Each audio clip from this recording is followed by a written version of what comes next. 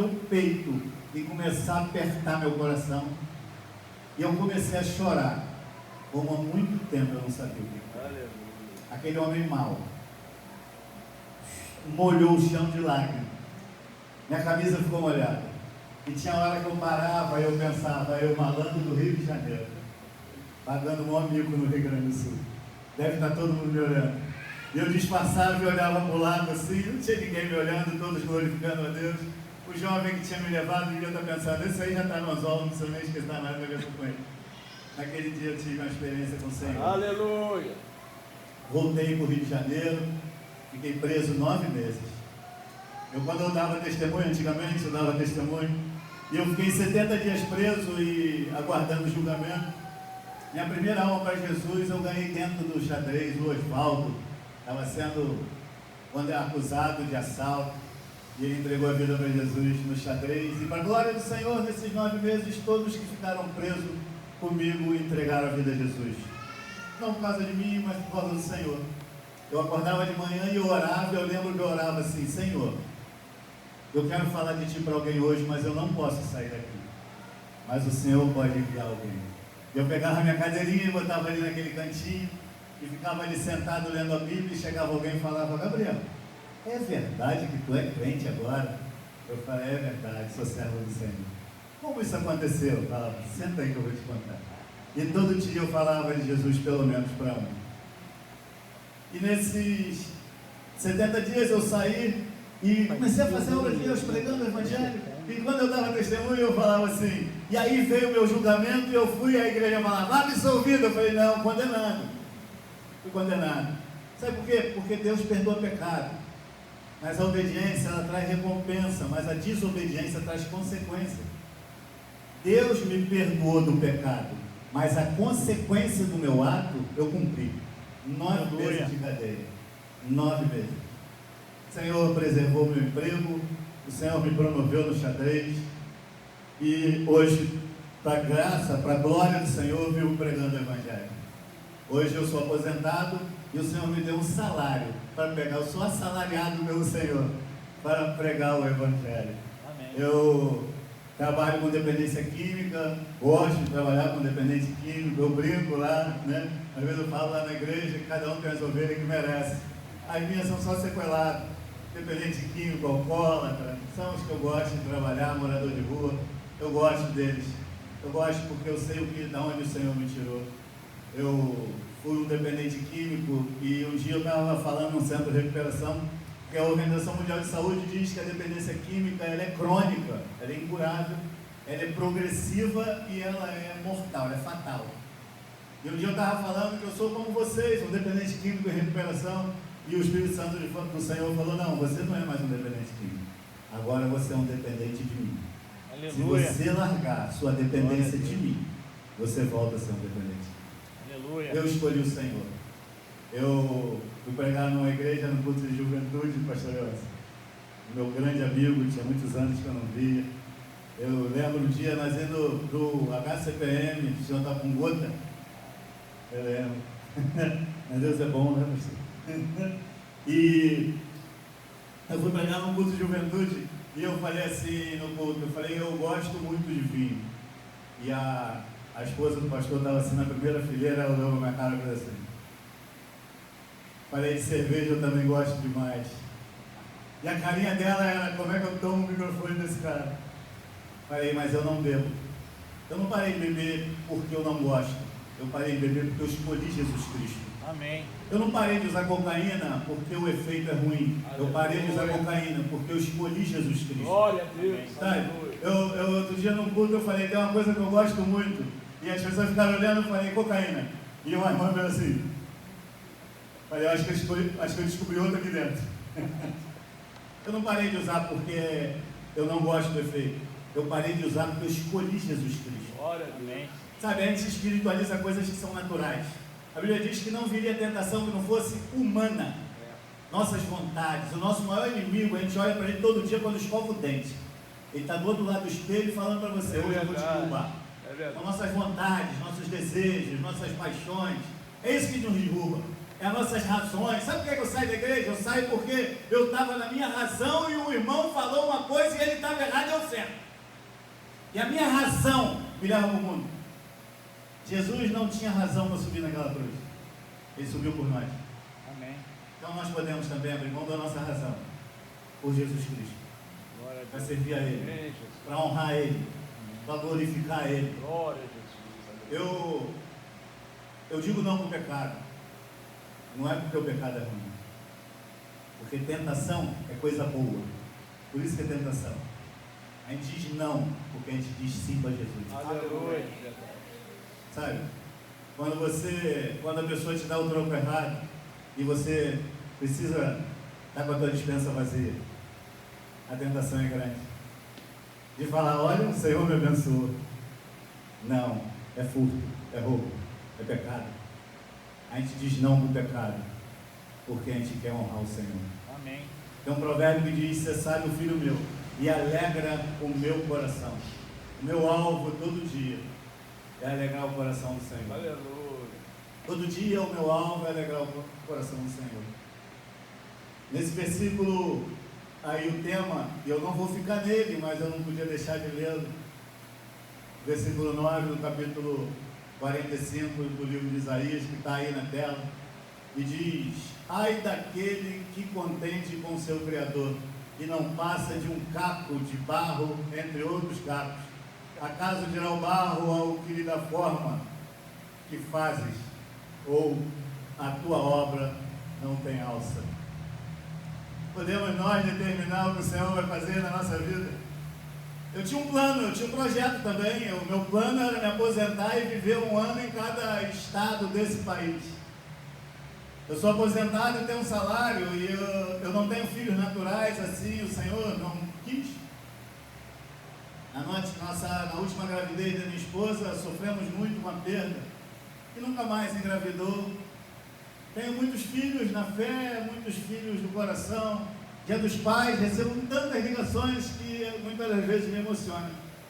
Tive a honra e o prazer de fazer o casamento do Mateus, do filho do Carlinhos. Para mim foi um grande presente de Deus. Um menino que eu vi pequeno, eu vi criança, e poder fazer o casamento dele. Para mim foi um grande presente de Deus. Mas eu tinha um plano de viver um ano em cada lugar. E um dia, eu trabalhando com dependência química, eu fui internar um garoto, e conversando com o diretor do hospital, desse centro de recuperação, e ele começou a falar de missões, e aquilo começou a incomodar meu coração. E ele falou, Gabriel, nós vamos fazer uma viagem para a África, o que você acha? Eu falei, quanto custa uma viagem para a África? E quando ele falou, eu falei, eu não posso para, não tenho como ir. E ele falou, era janeiro, ele falou, em fevereiro tem uma viagem para a Amazônia, de um projeto missionário lá de Manaus, chamado AMAR, Projeto AMAR, é Alcance Missionário ao Ribeirinho, do qual hoje eu sou voluntário lá. E ele falou, eu perguntei, quanto custa essa viagem? E ele falou, eu falei, eu consigo ir para a Amazônia. E eu fui a primeira vez, e me apaixonei pela Amazônia, e continuei voltando. E já fui 7 vezes para lá. E aí ele começou a me convidar para ir para a África. E eu sempre recusava, eu falava, eu já passei da idade de fazer currículo, eu não estou preocupado com isso. E eu me sinto relevante na Amazônia, a gente tem visto as coisas acontecendo lá, e eu acho que eu não vou ser relevante lá em Moçambique, na África. E ele falava, Gabriel, eu pensava a mesma coisa. Mas o tempo foi passando. E um dia eu em casa, assistindo um programa, Adore Índia, um projeto que tem com cegos na Índia. Esse projeto hoje teve que mudar de nome por causa da perseguição, eles tiveram que sair e voltar com outro nome. E de repente me deu uma vontade de estar na Índia. Uma coisa muito louca. Eu sentado lá no escritóriozinho que eu tenho na minha casa, e me deu uma vontade de estar na Índia. E eu peguei e mandei meu e-mail, meu contato lá, me voluntariei para ir para a Índia. E falei com a minha esposa, falei, filha, me voluntariei para ir para a Índia. E ela falou, mas não estão matando os cristãos lá na Índia? Eu falei, até estão, mas não são todos, porque a gente tem notícia de lá. Então assim, alguns voltam. Ela falou, tu tem certeza disso? Eu falei, eu estava sentindo no meu coração. Ela falou, tá bom, se é o teu chamado. E eu comecei a orar, na verdade eu não tive resposta da Índia. Me programei para estar em Angola, eu conversando com um pastor, esse pastor, que é muito experiente em missões, ele falou: Gabriel, você não fala hindu e você não fala inglês. Você vai ter dificuldade na Índia. Eu falei: pastor, vou fazer um curso aí, um intensivo. Ele falou: tu não vai conseguir se comunicar direito. E você vai se frustrar. E nós não temos tantos chamados missionários para deixar um missionário se frustrar. Porque antes, irmão, quando a gente fazia um apelo para o campo, a igreja vinha. Hoje é mais difícil. Hoje é mais difícil. O irmão estava falando que a igreja dele destina 70% da arrecadação para missões. A igreja brasileira destina 0,3% da arrecadação para missões. Não é 3%, 0,3% para missões. E a gente tem essa barreira. E aí eu conversando, e surgiu essa oportunidade de ir para Moçambique, e eu orei, coloquei no meu coração que se a fronteira tinha fechado por causa do Covid, e eu orei e falei: Senhor, o sinal é a fronteira abrir. E eu fiz o meu passaporte e fiquei aguardando. E em 2021, no meio da pandemia, em janeiro de 2021, a fronteira abriu. Em março eu fui para Moçambique, no meio da pandemia, e fiquei 3 meses lá e tive experiências fantásticas com o Senhor naquele lugar. Hoje eu sou missionário do projeto Bom Samaritano Moçambique. Não vou falar muito sobre isso, porque eu quero entrar no texto, mas sustentamos lá com 2 refeições por dia, 150, estamos caminhando para 170, 150 crianças órfãs, crianças que não têm um arroz para comer. Nós damos 2 refeições por dia e 60 viúvas. Para que você entenda melhor, as viúvas em Moçambique são abandonadas para morrer, porque a idosa em Moçambique é considerada bruxa. Por quê? Porque não morreu. Porque a expectativa de vida lá é 50 anos. Então, eu brinco com a minha mãe que eu falo: a senhora já estava ruim para a senhora lá, com 84 anos. A idosa é considerada bruxa. Por quê? Porque não morreu. Então o filho ou expulsa de casa, ou abandona, vai embora e larga ela. Não tem programa social que dê alimento para idoso. Não existe isso lá. Então é abandonado para morrer de fome. E se a vida do filho começa a dar errado, ele fala: é feitiço. O filho volta e assassina a mãe. Arranca a cabeça fora, crava no estaca, envenena, degola. Isso é Moçambique. Então nós temos 60 viúvas que nós alimentamos de 15 em 15 dias com a cesta básica. E dessas 60, a maioria delas hoje são servas do Senhor. Algumas ainda são muçulmanas, mas a maioria já entregou a vida a Jesus Cristo. Amém. As nossas crianças, além de ter o alimento, que é o mata-bicho, que é o café da manhã, que não é um café, é um pão puro com um copinho de refresco, ou então um mingauzinho. Depois, no meio-dia, arroz e feijão só, não tem mistura. Qual é a mistura, Gabriel? Feijão. Mas como assim, Gabriel? Antigamente era só arroz, então agora tem arroz e feijão. E eu conversando lá com o pastor Danilo, lá em Moçambique, e ele falou: não, eu entendi que as crianças precisavam comer feijão todo dia. Eu falei: claro, tem ferro, combate a anemia. Ele riu, fez: sacia, tem nada a ver com vitamina, porque quando tu come feijão, demora mais a ter fome. Então, depois do almoço, não tem outra refeição. A maioria delas só vão comer novamente no dia seguinte de manhã, quando chegam para o café da manhã. Isso é Moçambique. E essas crianças são invejadas na aldeia, porque elas têm 2 refeições por dia. Conversamos com o pastor agora, ele esteve aqui em casa, e perguntamos o que ele achava melhor: aumentar o número de crianças ou servir a janta para essas que já têm. Ele falou: aumentar o número de crianças, porque 2 refeições é algo tremendo lá em Moçambique, onde quem tem dinheiro come uma vez por dia. Isso é Moçambique. Então hoje eu faço parte lá, se Deus permitir. Em agosto eu volto para Moçambique, ficar mais 3 meses, que é o limite do visto, né? O visto nos permite, o visto de turista, ficar 3 meses. Tivemos algumas experiências lá, que na outra oportunidade vamos estar contando, também para não enfadar, mas caminhamos lá, pisamos em lugar onde nunca tinha chegado um homem branco, no século 21. Conversei com pessoas que passavam a mão em mim, passavam a mão nos meus braços.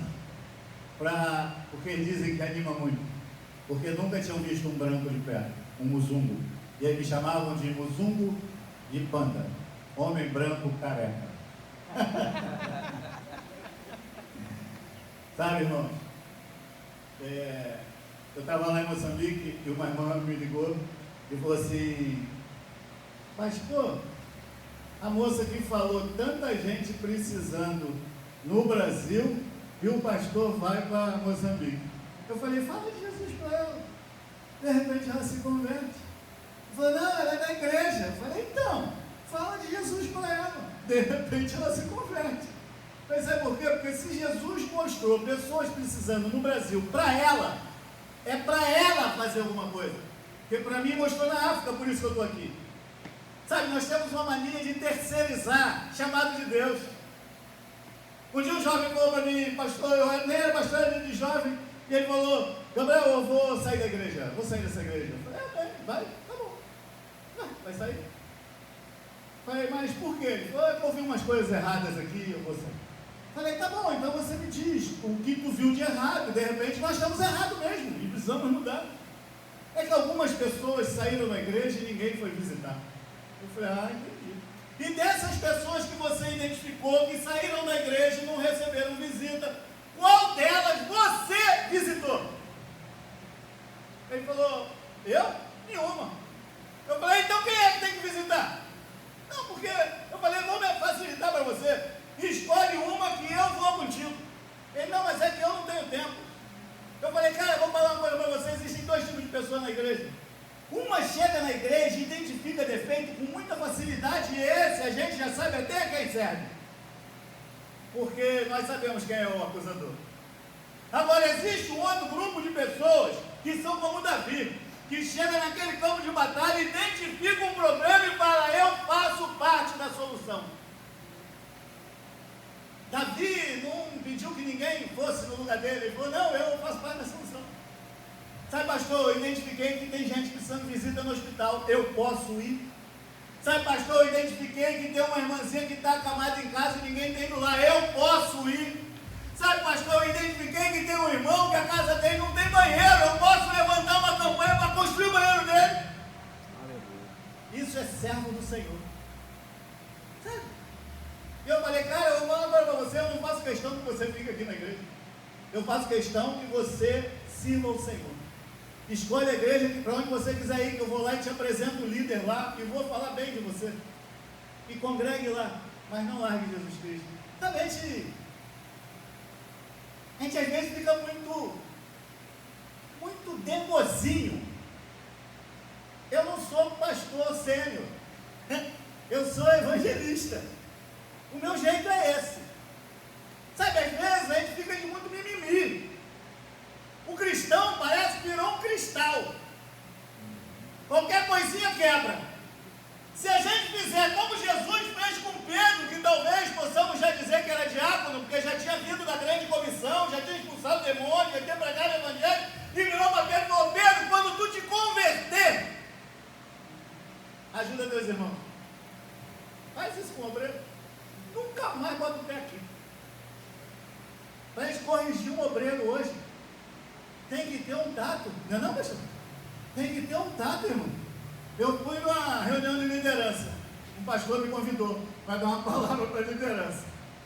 Cheguei lá e perguntei: são todos líderes? Ele falou: sim. Eu falei: tá bom. Tem uma palavra, quando terminou, ele falou: Gabriel, achei que foi um pouco duro. Eu falei: são todos líderes? Ele falou: são. Líder tem que ser cobrado, ovelha tem que ser acariciada, liderança é voluntária, ninguém te obriga a ser líder. Você aceita o chamado e vem. Amém. Passar a mão na cabeça, abraçar a ovelha. Líder vai ser cobrado. Por quê? Porque precisa melhorar. Cada dia que a gente acorda, Deus nos dá uma oportunidade de ser um cristão melhor, um servo melhor, uma pessoa melhor. Glória a Deus. Sabe por que muita gente, quem conhece alguém que morreu de Covid? Eu tenho amigos que morreram. Mas Deus preservou a minha e a tua vida. Amém. Amém. Por quê? Porque tem um plano, um propósito. Ei. É para ficar resmungando e reclamando? Não, para servir o Senhor. Ah, porque estão fazendo errado assim, então faça o certo. Atue.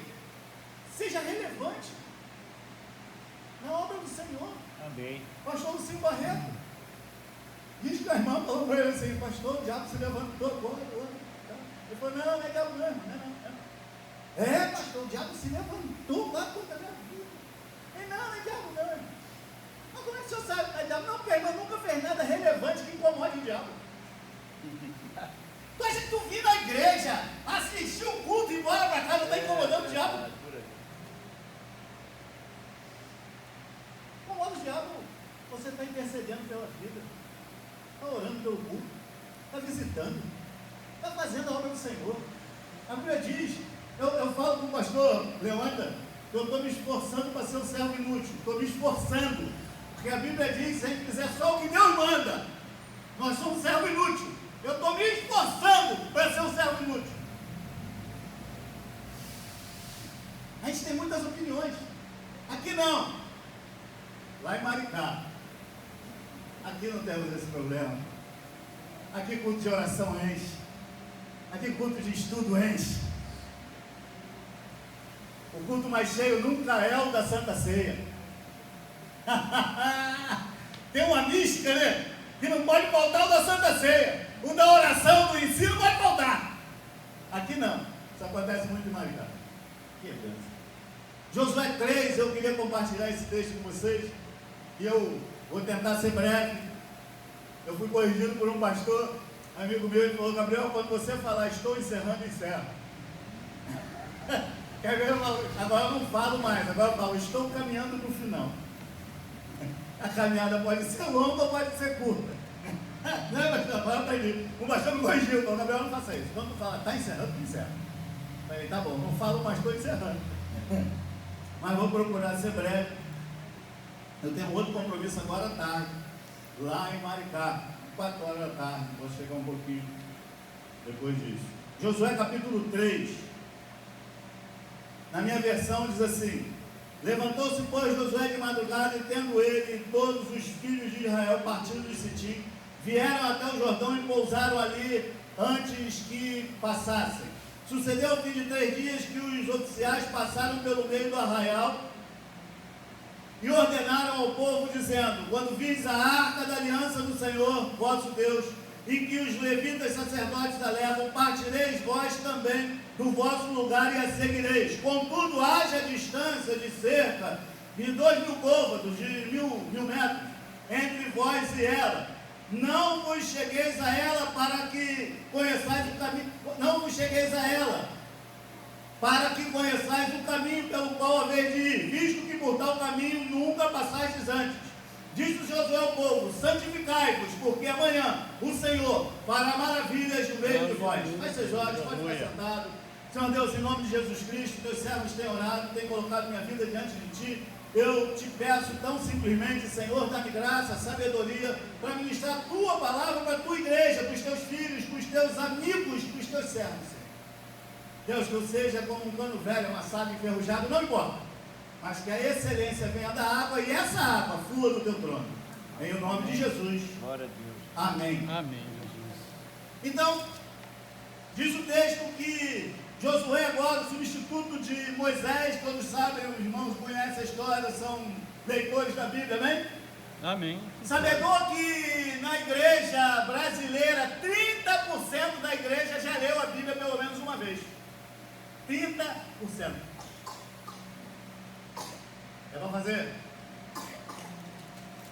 Você sabia que 53% dos pastores do Brasil já leram a Bíblia pelo menos uma vez? Que 47% nunca leu a Bíblia toda, pelo menos uma vez? Eu não entendo muito bem o que prega, porque é a palavra de Deus. E que 70% da igreja nunca leu a Bíblia pelo menos uma vez. E sabendo que o muçulmano lê o Alcorão a primeira vez com 9 anos de idade. E depois, pelo menos uma vez por ano, ele lê novamente. Com 15 anos, o muçulmano já leu 6 vezes o Alcorão. Com 15 anos. E nós temos que fazer isso com a nossa juventude. Para ler uma vez. E aí, quando vamos falar de Jesus, e aí o muçulmano pergunta, mas esse Jesus, qual livro que fala sobre ele? Não falar, é a Bíblia, a palavra de Deus. E ele vai perguntar, tu já leu ela? Fala, não li não. Mas eu acredito em tudo que está escrito. Isso é superstição. Se você não conhece esse texto, esse livro. Então precisamos dominá-lo.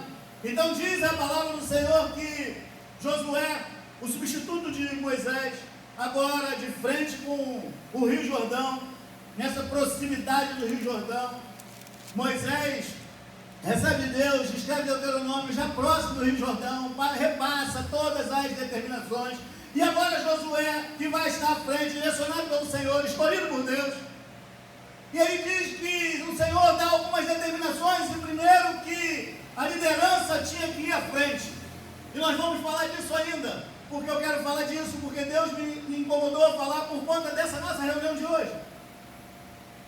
Mas, segundo os teólogos, que não sou, mas segundo os teólogos, a travessia do Rio Jordão simboliza a salvação, amém?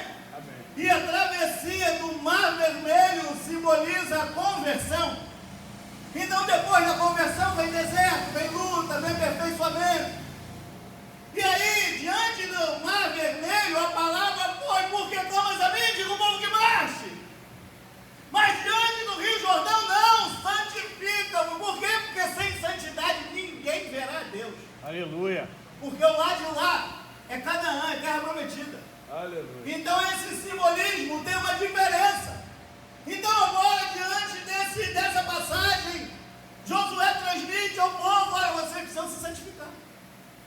Sabe, a igreja brasileira precisa de um avivamento, mas um avivamento de santidade. Sabe, irmão, eu sou de origem pentecostal. Eu congrego na igreja batista. Eu estava conversando com os pastores aqui. Eu tive uma conferência no Pará. E aí eu fui pregar na Assembleia de Deus e eu me apresento. Eu congrego na igreja batista. E eu me apresentei. Quando terminou, o pastor me chamou e falou: você é o batista mais pentecostal que eu já conheci. Porque essa é a minha origem. Eu amo a Assembleia de Deus, é onde eu vivo muito tempo da minha vida. Hoje eu congrego lá. Mas o que nós precisamos não é um avivamento de fogo, é um avivamento de santidade. Porque a igreja se promiscuiu, se prostituiu de tal maneira que nós temos visto coisas absurdas, irmão. Pastor criticando o texto bíblico. Pastor que a gente já não sabe nem mais quantas vezes o cara casou, mano. Eu fui desconvidado para pregar numa igreja, porque eles me convidaram para pregar no culto da família. E aí, o tema era a dracma perdida, e eu falei de valores. E Deus falou comigo de madrugada: como é que o problema, Deus falou, o problema não é essa mulher que perdeu um valor e sentiu falta. O problema são as pessoas que estão perdendo os seus valores e não estão nem notando. Que agora é nada a ver. As pessoas estão confundindo modernismo com mundanismo. Sabe, tinha coisas que a gente podia tornar mais leve? Sim. Mas eu sou do tempo que não ficava orando, clamando para batismo com o Espírito Santo, não. Pastor Leôncio é desse tempo. Era na consagração, as irmãzinhas do coque orando, daqui a pouco era um batizado aqui, outro ali, era comum. Aleluia. Hoje tu vê um cara de cima do altar, do altar, fala: vai bolando a língua aí que vai ser batizado. Irmão, vai se converter, mano. Sabe? Mais importante do que falar em línguas é se importar com pessoas. Aleluia. É amar pessoas. É se doar. É deixar o Senhor usar a tua vida. Mas não é só para sapatear. Não. Glória a Deus. Sabe, tem gente pedindo para dom de cura, mas nunca foi no hospital. Nunca visitou um doente. É dom de cura para quê? Deus é louco. A pedista daquele posto da Porta Formosa, ele foi curado de pé. Tomaram ele pela mão, quando ele se levantou, os seus artérios foram curados. Se não quer andar, quer ser curado para quê? Se tu não quer visitar, para que é dom de palavra, de sabedoria, de ensino, para quê? A igreja precisa ir. Tem gente lamentando que agora na pandemia não pode mais visitar o hospital. Nunca foi no hospital. Tá de brincadeira, irmão. Coitada da irmã fulana,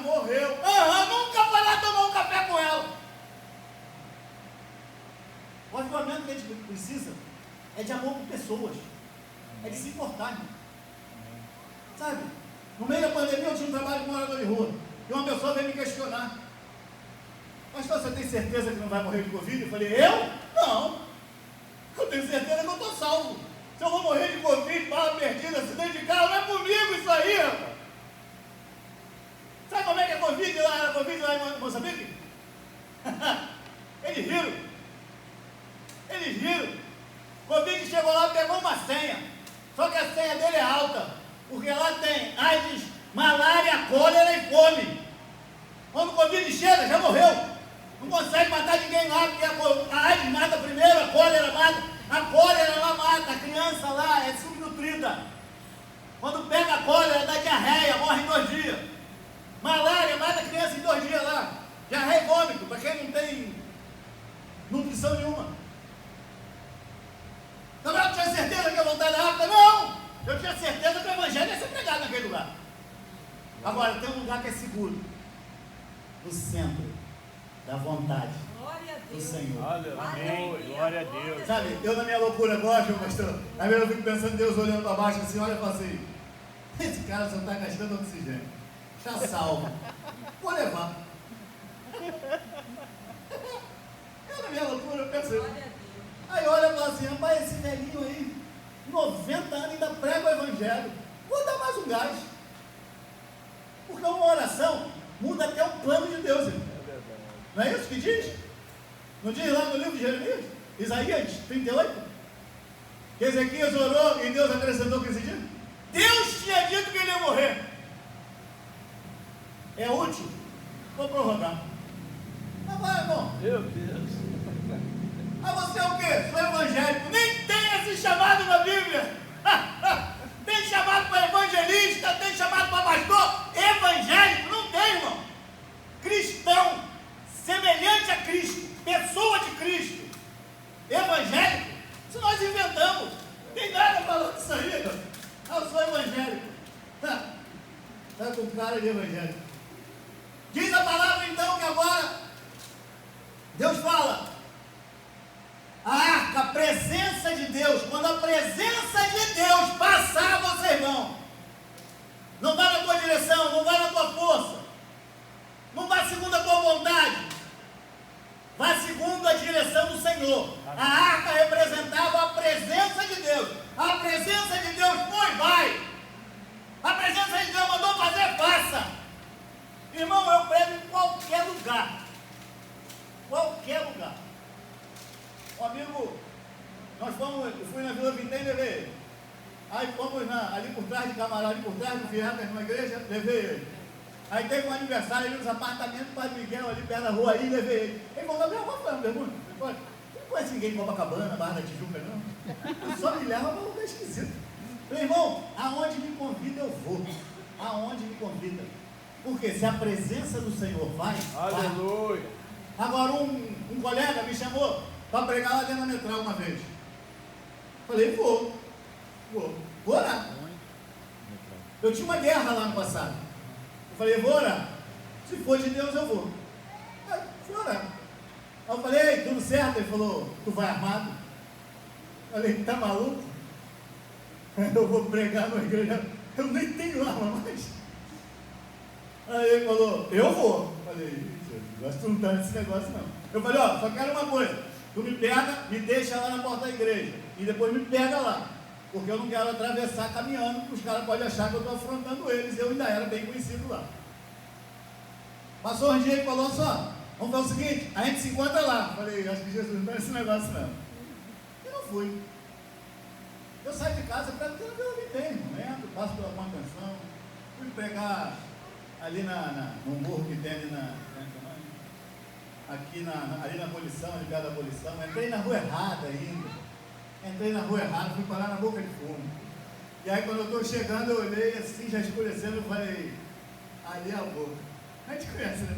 Aí eu de gravata, assim, a Bíblia no painel, Bíblia abaixada. Se tem que ligar a pisca-alerta, eu ligo. Se tem que piscar, eu ligo. É a regra deles, amém. A gente está aqui para arrumar guerra, a gente está aqui para pregar o evangelho. E aí quando eu parei, o cara veio na minha direção, falou, olhou, viu de gravata, viu a Bíblia: ô pastor, Falei, Pai do Senhor, meu querido, como é que você está? Aí ele, tudo bom. Falei, estou aqui na igreja do pastor fulano. Ele falou, o senhor entrou errado. O senhor fala o seguinte, sobe mais um pouco ainda e vira à direita e à direita. Falei, amém. Ô pastor, não deixa de orar por nós lá não. Falei, amém, meu querido, Deus te abençoe. Eu estava na escola dominical e eu falei assim, que bandido bom é o diabo, que bandido morto. Eu falei, tá maluco, rapaz? É bandido convertido. Sabe por quê? Porque senão eu também dava morto. E a diferença é que eu tinha uma carteira. Eu também era bandido. O Senhor, Ele muda as pessoas. E aí diz então que agora, Josué falou, olha, quando a arca, como vocês vão atrás, porém, a liderança vai na frente. Os levitas vão na frente carregando a presença de Deus. Porque o texto diz, e eu vou avançar, vocês já leram esse texto, que quando chegasse na borda lá, quando eles colocassem o pé na água, o rio ia cessar, essa era a promessa.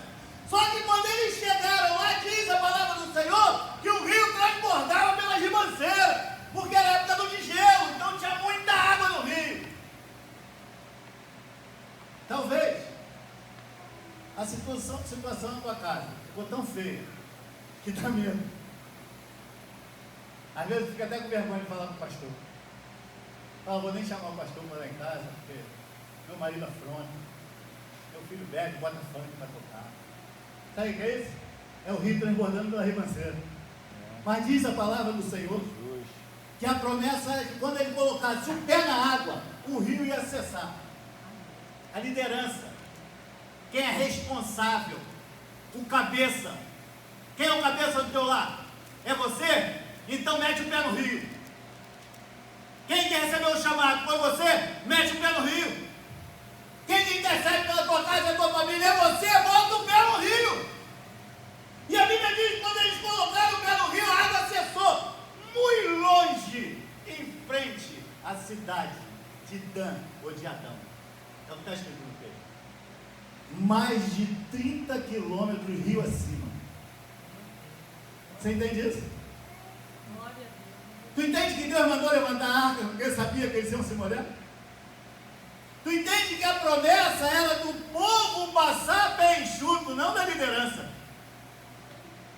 Quando eles botaram o pé naquela água, talvez a água veio no joelho. Talvez no segundo passo vem na cintura. Talvez a água chegou na barriga. A arca está no alto, só que eles não pararam, porque eles continuaram avançando. Irmão, parece que não teve solução, parece que a coisa não está acontecendo. A água já cessou. Deus já fez um milagre. Isso é água que está escorrendo. Deus prometeu? Ele cumpre. Amém. Foi Deus que mandou reunir aqui? Ele cumpre. Aleluia. Foi Deus que mandou vir para cá? Ele cumpre. Foi Deus que mandou orar pela sua família? Ele cumpre. A Bíblia diz que um dia Jairo desesperado, vai até Jesus. Aquele homem importante, se lança aos pés de Jesus Cristo. Eu fico imaginando o Jairo falando com a mulher, olha, aguarda aqui que eu vou trazer Jesus. Nem era amigo de Jesus. Jairo não tinha amizade com Jesus.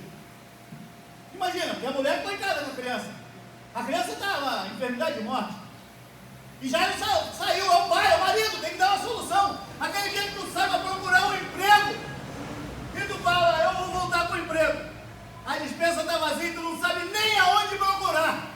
E tu precisa falar, Senhor, direciona minha vida, porque eu mesmo não sei o que fazer. E a Bíblia diz que Jairo foi parar nos pés de Jesus, e quando Jairo coloca o caso dele diante de Jesus e fala, Senhor, vem na minha casa, a Bíblia diz que Jesus foi. Porque toda vez que você convida Jesus, Ele vai. Amém. O problema é que às vezes a gente tenta resolver do nosso jeito. É verdade. Dá um jeito aqui, dá um jeito ali, dá um jeito aqui, mas Jesus aí não chama. É dor de cabeça, não Valdina.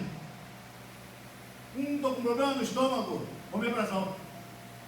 Aí toma um remédio e ora depois. É assim? É assim, mano.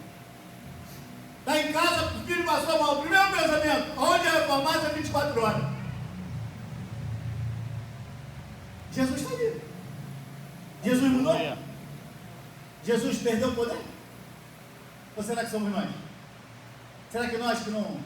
Uma noite lá em Moçambique, o menino com malária, todo sintoma de malária, mas não tinha onde levar. Não tem hospital, não é igual aqui. E eu falei para o pastor lá, pastor, o que fazemos? Eu esperando ele falar, tem que chamar e tal. Eu falei, vou pegar o dinheiro lá, bolsa. O que fazemos?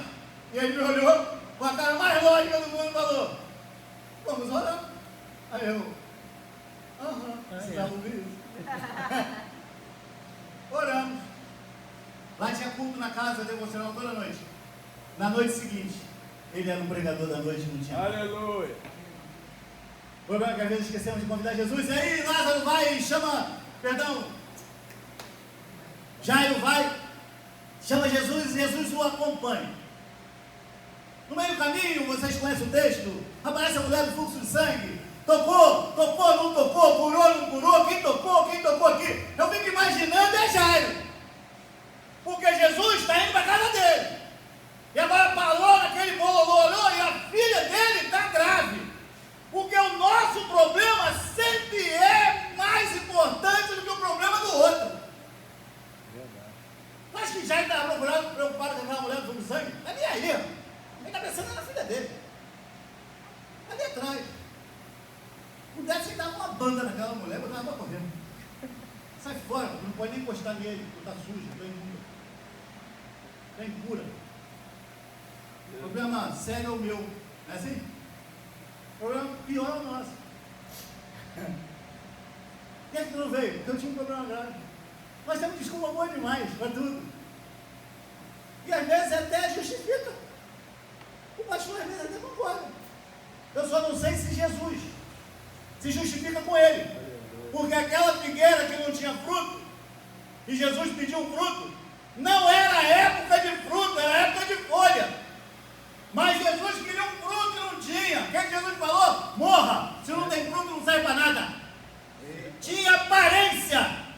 Folha. Aparência. Só não tinha fruto. Parecia crente. Tinha Bíblia de estudo e sapato de vermelho. Eu tenho também, tá, irmão? Eu falo que é meu sapato pentecostal. Tinha toda a aparência. Saltava até uma rajada de língua. Puta glória. Só que a Bíblia diz: Senhor, mas em teu nome não vos conheço. Não tem nome escrito. Curava enfermo, mas não tinha nome escrito. Falava em língua, mas não tinha nome escrito. E agora, Jairo está ali naquela questão, e eu vou voltar para o Rio Jordão ainda, e de repente chega alguém e fala para ele: olha, não importune mais o mestre, porque tua filha morreu. Chegou um portador da má notícia. E tem gente que tem prazer em dar má notícia, né? Tu está orando por teu filho, e a vizinha chega, às vezes até a irmã da igreja. Quem está orando por ele, irmão? Você estava lá na barraca. Fala com prazer, né? Ó, teu marido estava lá no pagode. Fala com prazer. Tem prazer em dar notícia ruim. Fulano, tem os crentes invertidos, não tem? Que ri com os que choram e chora com os que riem. A Bíblia diz que quem tem que chorar com os que choram. Mas não, ele, quando o cara chega e fala assim, o fulano desviou, rapaz. Em vez de chorar, ele nunca me enganou. Chora, ri com os que choram. E chora com os que riem. Tu chega e conta a tua vitória. Poxa, minha filha passou na faculdade. E aí, irmãozinho? Poxa, você irmão. E a minha? A filha dela já fez uma faculdade para fazer outra. E a minha ainda chora com os que se alegram. Se incomoda. E chega um portador da má notícia e fala para Jairo: olha, não importune mais o mestre e a tua filha morreu. E eu na minha doidice, gosta? Eu imagino Jesus aqui e Jairo aqui atrás de Jesus. Eu imagino. Porque Jesus ouviu. Sabe por quê? Porque Jesus ouve. Sabe o teu problema? O teu clamor, a tua luta? Ele conhece, ele sabe, ele ouve. Ele conhece a tua lágrima. Diz a palavra do Senhor que nenhuma lágrima cai no chão, que ele recolhe. Amém. Sabe aquele choro teu no chuveiro para ninguém saber? Ele sabe o que é água e o que é lágrima. Ele é Deus. Glória a Deus. Ele é poderoso e ele te ama.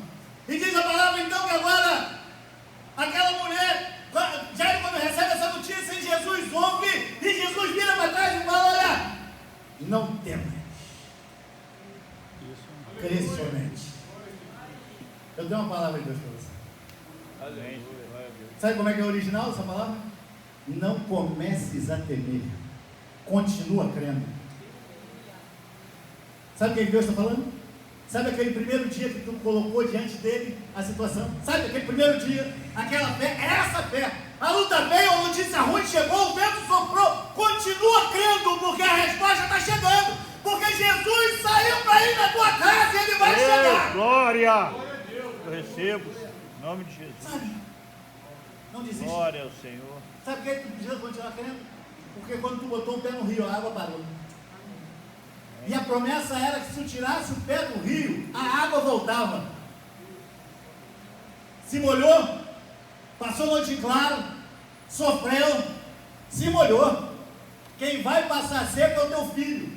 Quem vai passar seco é a tua família. Aleluia. Porque você vai ficar lá no meio do rio. Glória a Sabe, Deus. se Deus quiser que nós vamos aos quartéis, nós iremos. Nós oraremos, nós clamaremos, nós vamos nos molhar, nós vamos mais no rio, teu rio a gente não sai. Amém. Sabe o teu filho, teu marido? Não sai do rio, não desiste. Continua, permanece. Porque é no meio do rio que a água cessa. A água foi baixando. Aquele palavra do baile funk foi cessando. Um dia, eu me envolvi com violência. Minha mãe orava por mim. Eu comecei a usar droga. Minha mãe continuou orando por mim. Eu comecei a vender droga. Vendia droga dentro do quartel. Minha mãe continuou orando por mim. E eu desapareci. Sumi. Mas minha mãe continuou orando por mim. Amém. E um dia eu liguei para ela. E quando ela atendeu o telefone, aqui no Rio de Janeiro, eu lá no Rio Grande do Sul. Quando ela atendeu o telefone, eu falei: a paz do Senhor Jesus. Glória a Deus. Não saia do rio. Não desista. Não abra mão. Ah, falaram que não vai ter jeito. Falaram que isso não é para ele. Falaram que isso não é para você. Que esse chamado não é teu. Irmãos, um dia eu estava pregando lá uma tábua. Lá no meio da floresta lá. Selva atrás, rio na frente. Mosquito. E eu pregando, a gente construindo uma base missionária lá dentro do Amazonas. E eu pregando, de repente, fui tomado da presença do Senhor. Fui tomado da presença do Senhor. Comecei a chorar em cima daquela escada. E eu pensei: Senhor, só tu para tirar um drogado violento e transformar num servo do Senhor. Aleluia. Glória a Deus. Só o Senhor. Só O Deus. meu pai disse que eu não ia dar para nada que prestasse. Ele tinha as razões dele. Ele andava pelo que via. Nós, já foi dito aqui, nós andamos pelo que cremos, pela fé, pelo que esperamos.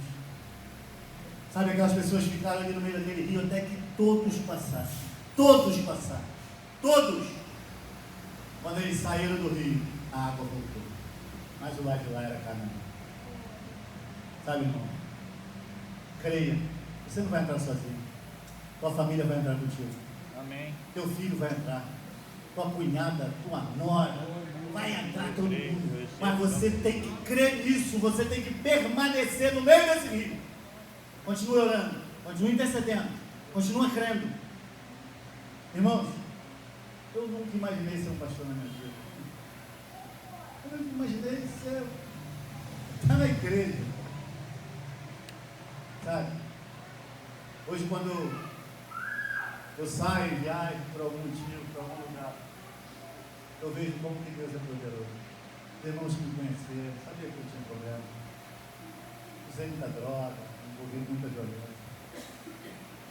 Deus e a oração dos santos. Amém. Tinha gente que cria, tinha gente que não desistiu. Sabe, que você seja esse, que não desiste, que permanece, que intercede, que ora, que aconselha. Ela vai lá fora e se rala, mas quando ela volta tem teu abraço de novo. Olha, eu continuo te amando, você continua sendo especial. Essa semana eu estava conversando com um garoto, ele falou: meu problema não é só o crack, meu problema é que eu sou homossexual. Eu falei: quem é que falou isso para você? Ele falou: o quê? Eu falei: quem é que te disse que tu é homossexual? Aí, como assim? Eu falei: quem é que te disse? Eu sei que Deus disse. Deus disse que tu é um homem. Deus disse que tu é pedra preciosa. Deus disse que tu é coroa da criação. Deus disse. Glória. Agora, Aleluia. quem é que te disse isso? Ele falou: eu nunca pensei nisso. Ele falou: pastor, não desiste de mim não. vai, usa crack, volta, me abraça, chora. Pastor, não desiste de mim. Eu falei, não desisto não, pô, eu continuo. Alguém não desistiu de mim. Eu vim falando do Carlinhos, o Carlinhos nunca desistiu da minha vida. Por que eu posso desistir de alguém? Sabe, irmão? E eles colocaram o pé do outro lado. Vamos orar. Vamos orar. Feche seus olhos.